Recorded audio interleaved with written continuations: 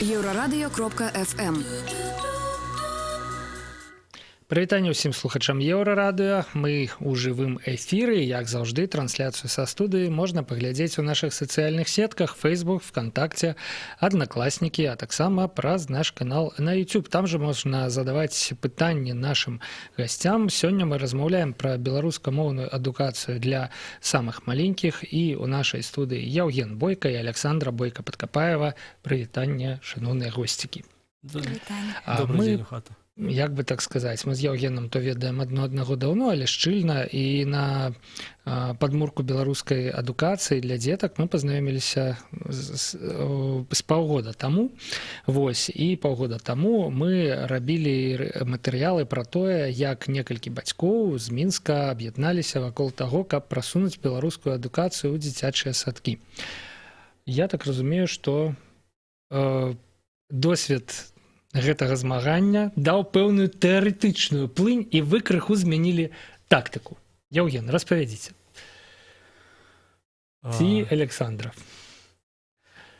Я в двух словах скажу, что мы от пачатку імкнуліся дзейнічаць, скажем, з такога творчага падыходу, сутнасць якога не толькі в тым, каб вымусіць кагосьці пайсці насустрач і каб нам штосьці зрабілі. Зрабіце нам беларускамоўны дзіцячы садок. Да. Не так. Ёсць розныя падходы. Наш падход был на тым, каб, скажем, калі в двух словах, а што калі мы вырашым нейкія праблемы садка альбо нашай выхавацелькі, і в такой форме вырашым, што яны проста будуць с ахвотай выкарыстоўваць беларускую мову ў навучальным працэсе. Фенаменальна. То бок, каб беларускі дзіцячы садок перайшоў да беларускую мову не пад прымусам, не таму, што гэта нехта хоча і патрабуе, а таму, што это выгадна. Типа такого. В принципе, так, это выгодна. Добра, але як гэта зрабіць? Як упэўніць чалавека ў тым, што з таго ж выхавацеля, я не ведаю іншых бацькоў, у тым, што з пераходам на беларускую мову ён не страціць, я не ведаю, ці думае зараз, ці пануе менавіта такая думка, але тым не менш не страціць, а набудзе. Яўген, Александр. Я, мусіць, пачну з таго, што мы пачалі аналізаваць сітуацыю і думаць інакш. Мы падумалі пра тое, як, увогуле, што значыць беларусізацыя садка? Што это значыць такое для нас? І калі мы аддалі сваіх дзяцей, в адзін садок, во второй і в трэцім, нарэшце, ўжо атрымалі адну выхавацельку беларускамоўную, якая працуе па-беларуску, мы заўважылі, што гэта, в прынцыпе, не праблема, калі адна выхавацелька працуе па-беларуску, другая па-руску. І в гэтым, в прынцыпе, можа быць нейкі варыянт для Беларусі, для ўсёй, на бліжэйшых год 20-30, што, безумоўна, павінны быць 100% беларускамоўныя групкі і садкі, але іншая рэшта, большасць садкоў могуць стаць на 50% беларускамоўныя. Змяшанымі. Да, і так, і так. Да, то есть такая сучасная ситуация двухмоўная ў краіне і такая же ситуация в садку. Чаму б не? Это мы так пачалі думаць. І калі мы так подумали, у нас уже открылась какая-то простора для дзеянняў і назіранняў. І потым мы поставіліся да сістэмы дзяржаўнай сістэмы адукацыі з пазіцыі, можна сказаць, такого спачування. Паглядзелі на жывых людзей, якія там ёсць. І мы пабачылі другую фенаменальную штуку, што галоўная асоба, якая вырашае, ці быць беларускамоўнай групкі, гэта звычайны выхавацель. То бок не загадчык ці загадчыца дзіцячым садком, а менавіта той чалавек, які наўпрост працуе з дзеткамі, выходзіць да іх кожную раніцу і працуе, так? Мы можам такую невялічкую гульню паспрабаваць.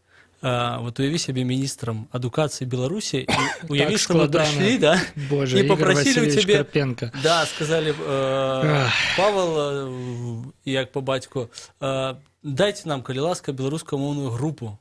Як вы гэта нам забяспечыце? Як я гэта вам забяспечу? Не палошана. Вот так скажу я вам, наприклад. Так, просто не положено. Не положено, да. Но, разумеется, я приношу с собой как бы Конституцию, права человека и так далее. Мгм. И, ну, чому вам быть супраць моей прапановы? Не ведаю, таму што я кіраўнік камуністычнай партыі Беларусі, былы, а цяпер я міністр адукацыі, і ў мяне ў бэкграўндзе ідэальная савецкая адукацыя і такое ж успрыманне пра яе, да? Вось. І я думаю не пра тое, на якой там мове навучаюцца людзі, а пра тое, як усё гэта захаваць і закансерваваць. Вось. А калі я хачу нешта кансерваваць савецкага выгляду, то это адукацыя найперш на рускай мове. Можа, такая логіка. Да, но калі... А тут назойлівыя грамадзяне прыходзяць. Да, калі не уяўляць, вот, снутры не размаўляць з людзьмі, то вот вы как классный шаблон накинули на человека, его раскрыли, да? Боюся, что так. Боюся, что это мое уяўленне Игоря Карпенки, як министра. Я боюсь, мы накинули такой же шаблон на всю дошкольную адукацию. Направде, это самая гибкая система адукации, калі параўнаць со школой альбо с университетом. И она найбольш гибкая, и там найбольш рэчаў можна прыходить и вот так вот уплывать на іх. То бок вы, в принципе, сцвярджаеце, што няма 95 маскоўска, прарасійска настроеных загадчыць дзіцячага садку, няма пра расійска настроеных выхавацелек, да? Просто ёсць людзі, якія чамусьці не карыстаюцца беларускай мовай у сваёй працы. Я так разумею думку агульную.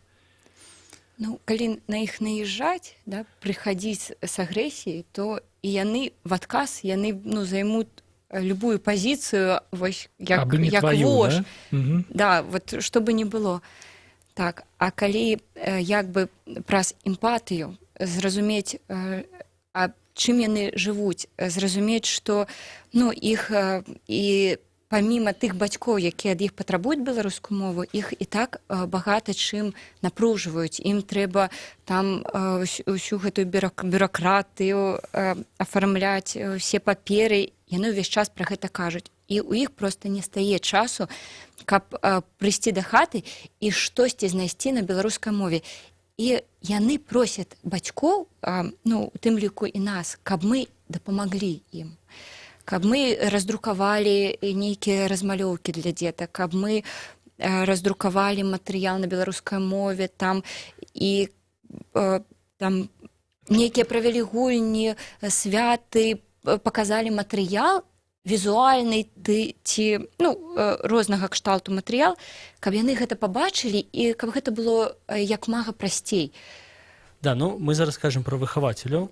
Ёсць 15 тысячаў прыкладна выхавацеляў Беларусі, з іх ёсць некалькі дзесяткаў, можна так сказать, фанатаў альбо патрыётаў, якія знойдуць, дакапаюцца, арганізуюць, прыдумаюць, перакладуць што заўгодна.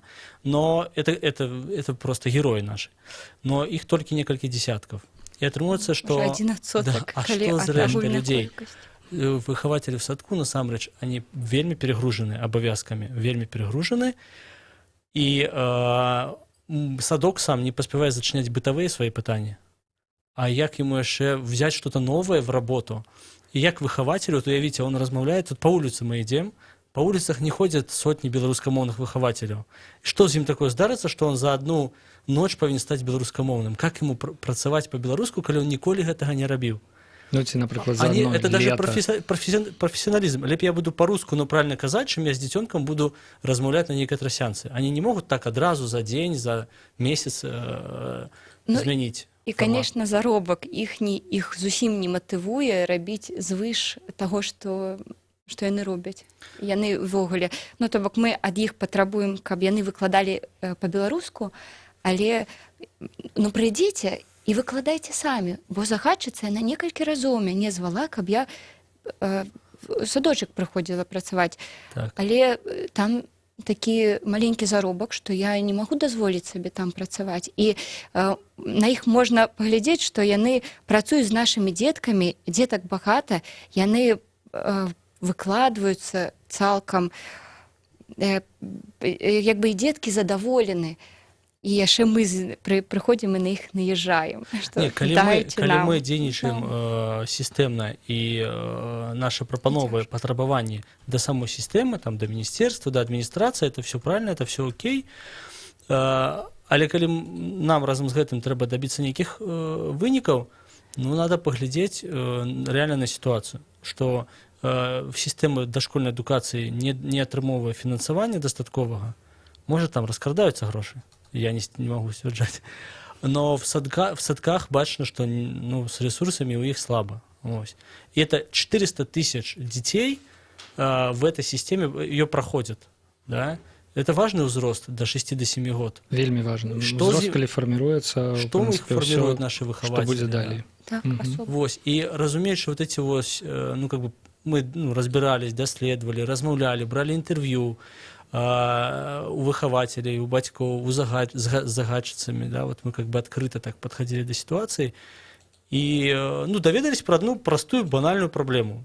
Выхователь не может работать по-беларуску, не отваживается, так скажем.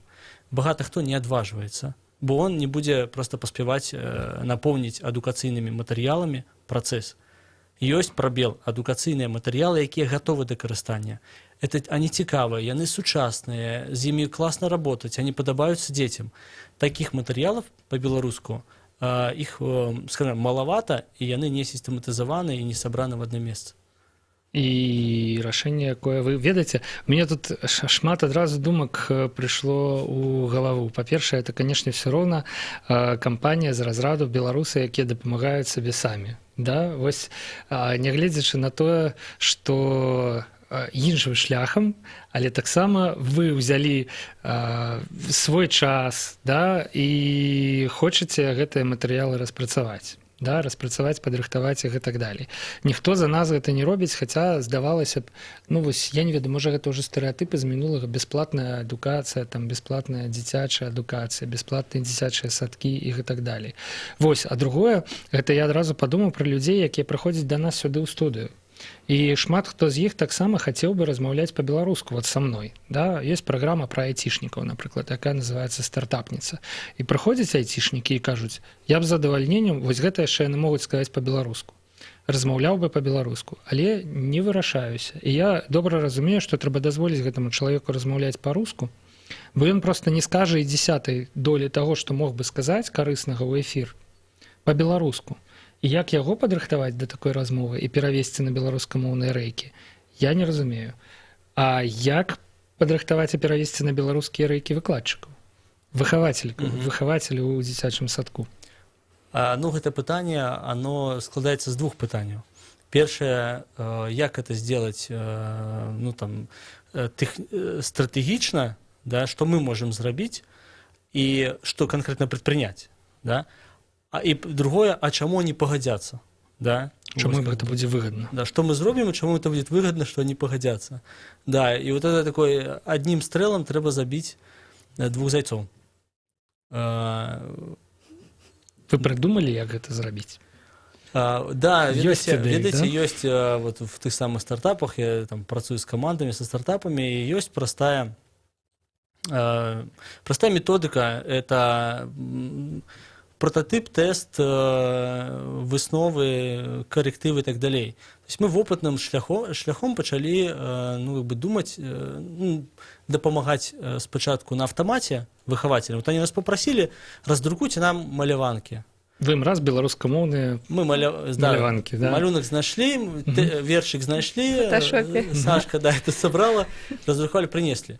Вот, и потом мы начали, весь свой досвид как-то немножко собирать во что-то одно. И придумали, как мне подаецца, вельмі круты, в чымсьці інавацыйны формат адукацыйных матэрыялаў. Евген і Александра, мушу вас перарваць. Зараз мы перарываемся на кароткі выпуск навінаў і пра гэты фармат пагаворым пасля. Сама цікавае, рэальна, не пераключайцеся, праз 2 хвіліны вяртаемся на Еўрарадыё. Еўрарадыё. Гэта толькі актуальная інфармацыя, аналітыка, музыка і крытыка. Мы незалежная крыніца інфармацыі ў тваім рэальным жыцці. Мы першае рок-радыё Беларусі. Мы 24 гадзіны ў інтэрнэце і на спадарожніках. Еўрарадыё. Час ведаць, што адбываецца.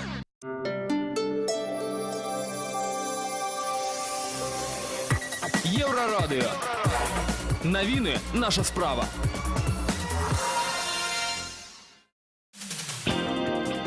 Вітаю, каротка пра асноўныя падзеі. Александр Лукашенко прыняў запрашэнне Владимира Зеленскага і ўвосень наведае Украіну. 3 ліпеня, нагадаю, са слова украінскага амбасадара Ігора Кізіма стала вядома, што Зеленскі афіцыйна запрасіў Александра Лукашенко наведаць другі форум рэгіёнаў Украіны і Беларусі. Ён пройдзе ў Жытоміры. Нагадваю, што дагэтуль Лукашенко і Зеленскі не сустракаліся. Таксама Александр Лукашенко сабраўся ў Расію. Ён 17 ліпеня ляціць на нефармальную спачатку сустрэчу з Владимиром Путиным на выспе Валаам. Гэта славутая выспа ў паўночнай частцы Ладаскага возера, дзе знаходзіцца Валаамскі мужчынскі манастыр. А потым адбудзецца і афіцыйная сустрэча Александра Лукашэнкі ды Владимира Путина. 18 ліпеня ў Санкт-Петербургу падчас пленарнага паседжання 6-го форуму рэгіёнаў Беларусі ды Расійскай Федэрацыі. Яны правядуць двухбаковыя перамовы, падчас якіх важнае месца зоймуць перамовы пра далейшы лёс гэтак званай саюзнай дзяржавы. Міністэрства абароны Рэспублікі Беларусь абвяргае спробу самагубства ў Слонімі. Маўляў, салдат наўмысна параніў сябе. Нагадаю, сёння ў тэлеграм-канале «Нехта» пра спробу самагубства ў 11-й механізаванай брыгадзе ў Слонімі, якая адбылася ў дзень 13 ліпеня, з'явілася публікацыя. Нібыта салдат тэрміновай службы спрабаваў скончыць з сабою, парызаўшы вены на руках, але яго ўратавалі суслужбоўцы. Прэс-служба Мінабароны таксама ў тэлеграме сцвярджае, што ў вайскоўца тэрміновай службы ёсць парызы на руках, але не пагражаюць яго жыццю і здароўю. Ёсць факты самапашкоджання, а гэта можа пацягнуць за сабою пакаранне, абмежаванне альбо пазбаўлення волі на тэрмін да 7 гадоў.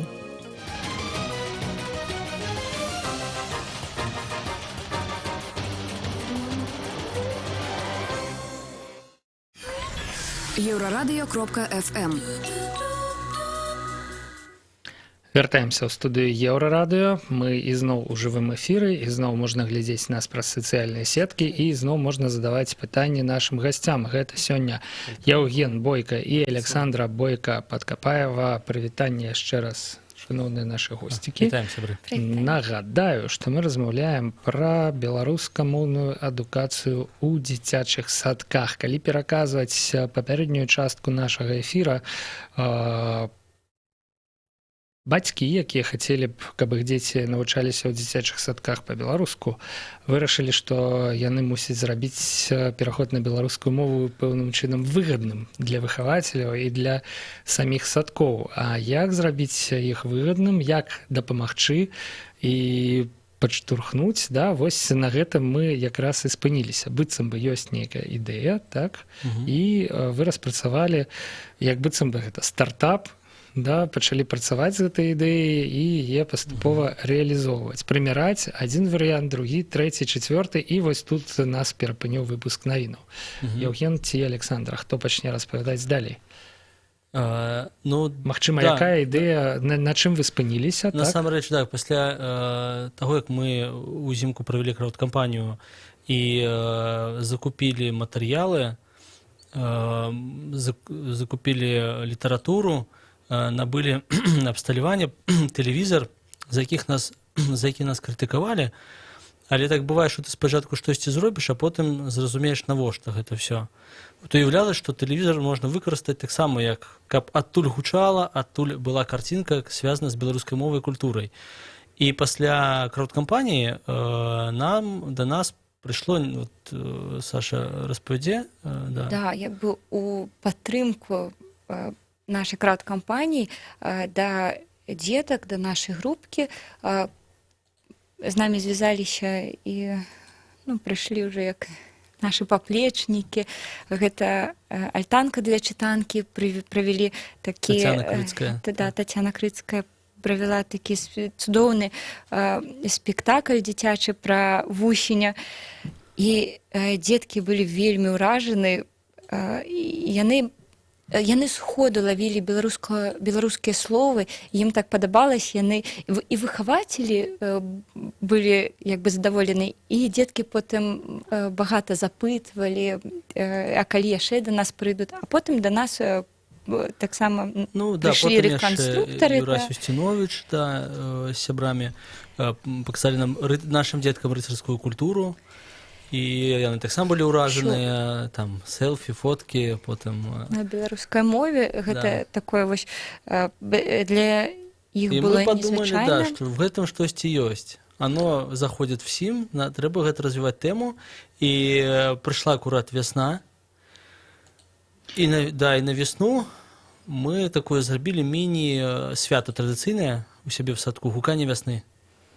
То бок вы пачалі арганізоўваць у садку беларускамоўныя мерапрыемствы. Асабістым прыкладам, як бы ізноў жа перацягваць ты людзей беларускамоўных высветлілася, вы так паказалі, што ў прынцыпе все разумеюць, як бы нічога страшнага ў гэтым няма. Ну, такі эфект. Мы пабачылі, што творчасць і гульні гэта что-то такое, дзе ёсць зона для прорыва. Мы это адчулі прямо. І першае, што мы зрабілі, это на гуканні вясны мы заснялі, як гуляюць дзеткі. Мы снялі гэта на відэа, і мы падумалі, што это может быць такім матэрыялам, інструкцыя для другіх выхавацелей, як правесці гэту гульню, як правесці гэту. І гэта было не паўнавартае гуканне вясны, а мы такі зрабілі лайт-варыянт для дзіцячага садка на там 15-30 хвілін, каб і яны не перанапружваліся. І гэта быў час, калі якраз яны выходзяць гуляць на вуліцу, і яны як бы разбегаюцца ў розныя бакі, яны там па два, па аднаму дзесьці гуляюць, ну, самі сабе. А мы іх так сабралі гуртам, і яны ўсё рабілі разам, і у іх так гарэлі вочы, і яны як бы працавалі ў камандзе. Так, яны сумесна, да, такая энергія, час праляцеў вельмі хутка, вельмі моцная далучанасць была і выхавацеляў, і маці прыйшла нават з хворым дзіцёнкам, яна яго прывяла, каб ён пабачыў, паглядзеў. Вось. То бок атрымалася, што... Да, я тады скажу, атрымалася, што вот мы адчулі гэту энергію ў гэтых гульнях. Пасля мы сабралі каманду бацькоў, можна сказаць, і паспрабавалі, так скажем, больш как-то з двух камер засняць гэта все і зрабіць уже такую паўнавартасную відэаінструкцыю. То бок атрымалася праблема, калі казаць мовай стартапаў у маштабаванні.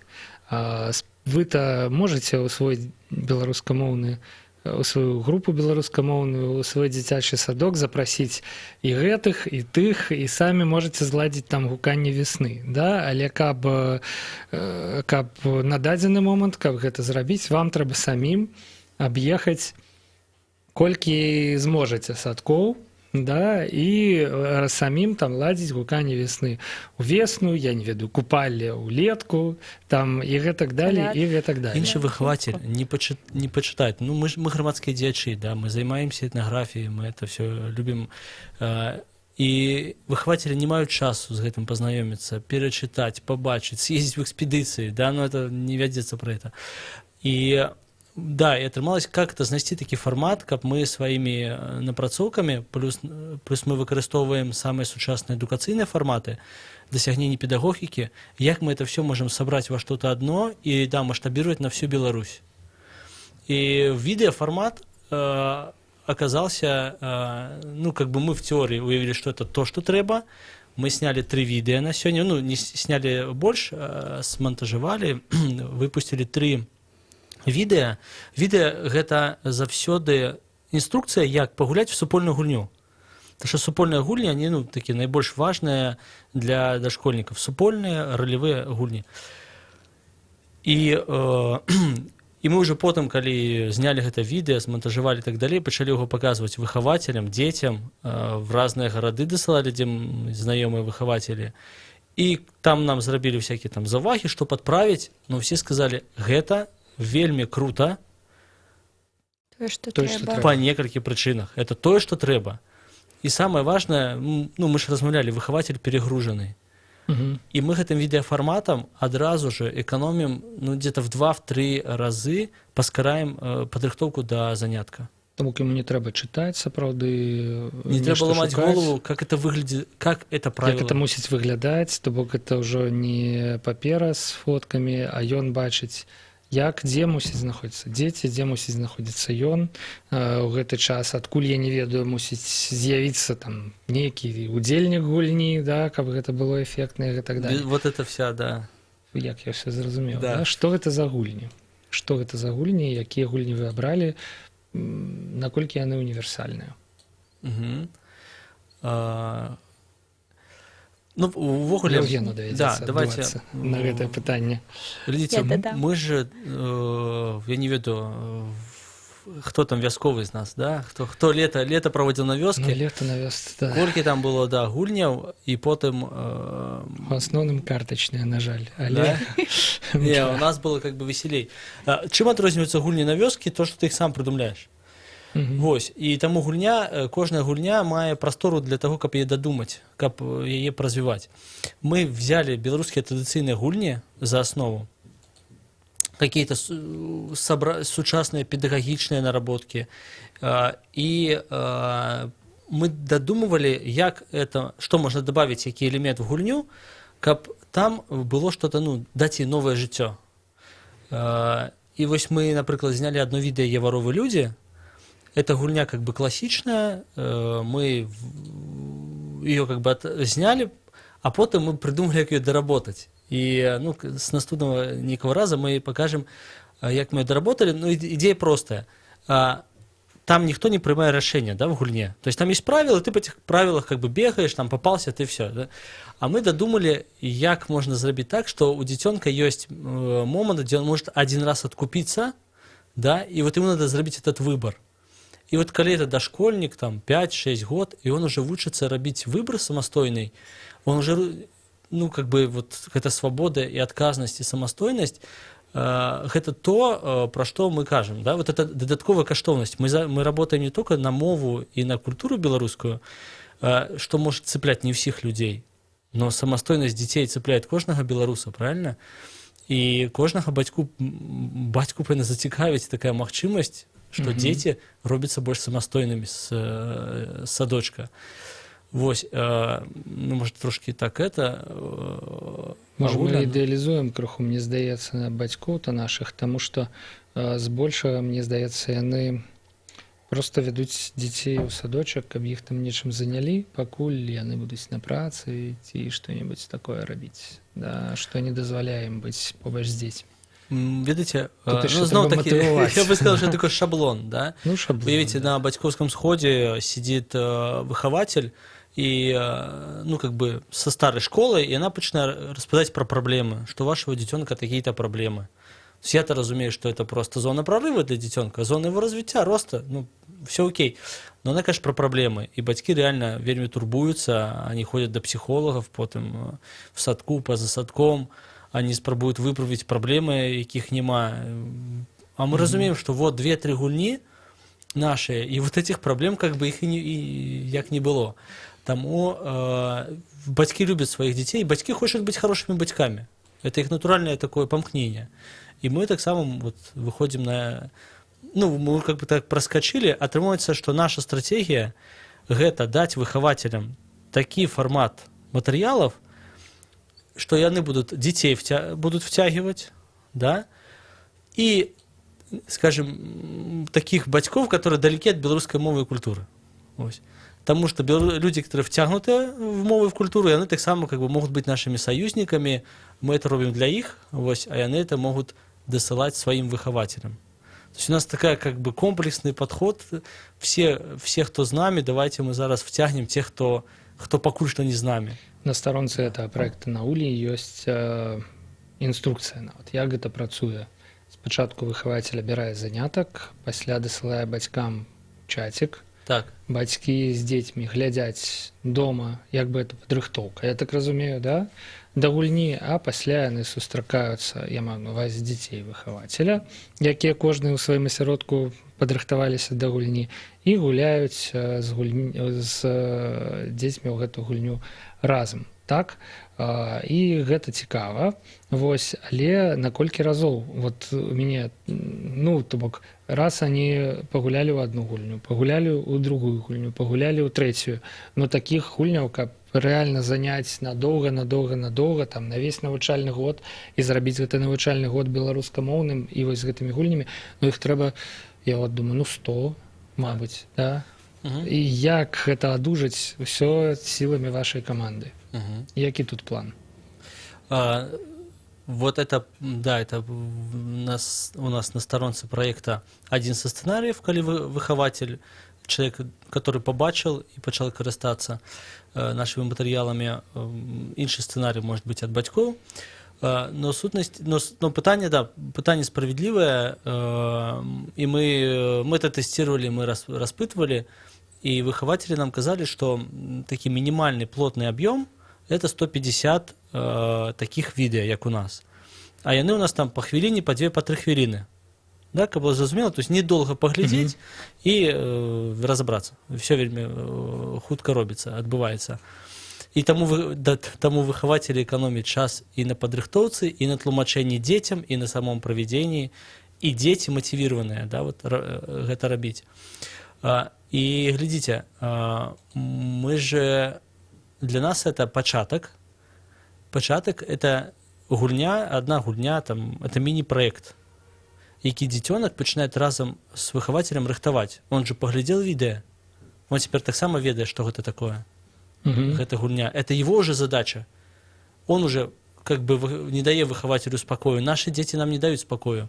Мы показали в садочку видео, мы зараз заходим, ну, скажем так, рускомовные дети, да, я не люблю такого по делу, но рускомовные дети нам кричат: «Шуляк, шуляк, что робишь?» Да? Один раз они поглядели это видео. Да? З нашими дзецьмі мы гуляем кожны вечар. Ну, наши дети уже не дают нам спокою. Ну, у іх вельмі застаецца ўсё гэта ў памяці, яны ўспрымаюць добра, да? І вось тое, што я злавіў з таго, што вы крыху раней казалі пра тое, што, магчыма, выхавацелям пераход на беларускую мову то даецца яшчэ і цяжкавата ў параўнанні з дзецьмі. А ім увогуле так, чык, да, і пачаў размаўляць там па-беларуску. Чык, вярнуўся на рускую мову. Дакладна, так і ёсць. Выхавацелі, наша выхавацелька беларускамоўная вельмі павольна уводзіла мову, а мы прыйшлі і показалі, што это можна рабіць в некалькі разоў хутчэй, чым яна это рабіла. І атрымоўваецца, што да, мы здымем гэтых 150 гульняў, але ж толькі пачатак.